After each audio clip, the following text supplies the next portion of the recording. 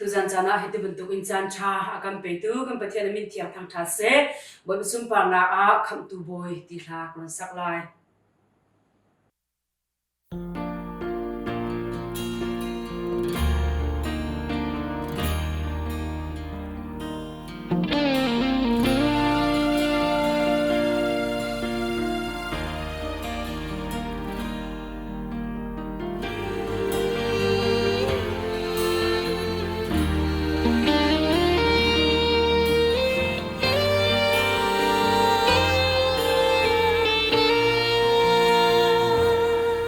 Jesus Christ khắp tu lê bồi pa nang long na si mi sual kan ni cha kan sual na sen du bang sen man se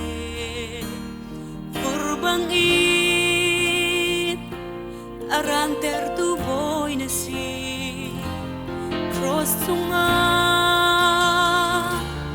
na kan kham na thongin luat mi fa kan si chang mui nak sungin cheu nak sunga hi nak sungin nun nak sunga kham tu boy nang na si ka phung chi lai chu thong cha cao chi lai na dot na hi vai chan na dong tiang